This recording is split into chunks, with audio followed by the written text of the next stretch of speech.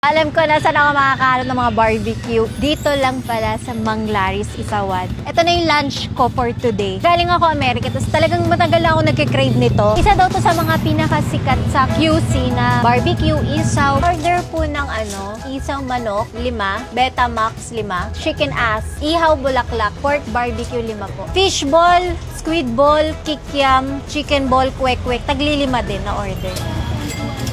2,250. Ito, 3,000. Thank you. Okay na po yan. Okay, so antay na natin yung order natin.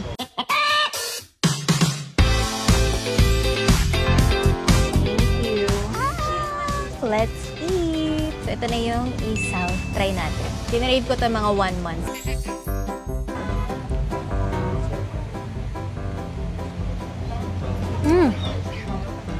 Sarap. Sarap ng isaw niya. Ang bongga. Next, favorite ni Aryan to.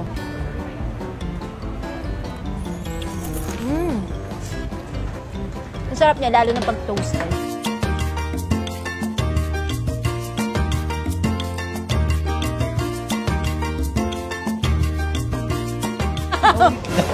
Let's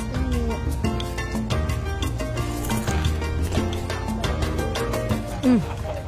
Perfect yung luto. Kasi pag nasobran to ng luto, magiging mapait.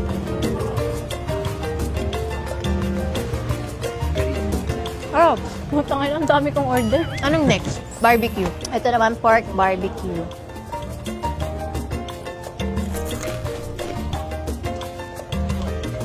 Sarap. Napakabongga dito. Asan yung puwet? Ayan. Buo siya kinakain? Basta mahal mo kayo yung puwet. Mahal mo manok? Kaya kinakain mo yung puwet? Mahal ko yung manok na. Kaya kakainin ko.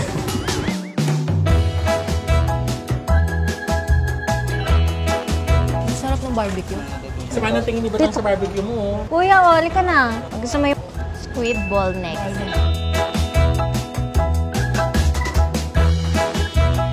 Next is isol or puwet. Favorite din niya ang manager mo yan.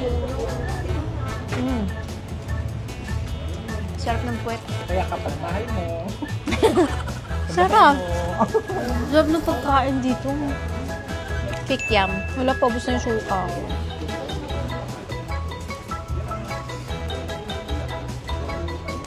Makakabusog, no? Ano? Tapos ka na? Tumusuko. Sarap yung puwet mo. Sarap ng puwet. Laki ng puwet, no? Mana siya sa akin. Bawal. Nakalabit niya ako. Ito naman. Bituka ng tiyan. Ay, ayan, bituka ng baboy. So, ito na yung lunch ko. Ang dami nating order. So, sinare natin sa mga kasama natin para walang masasayang. I-rate natin kung anong pinaka-favorite ko sa lahat ng kinain natin.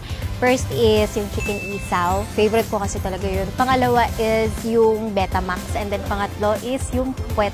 Sarap. Bye!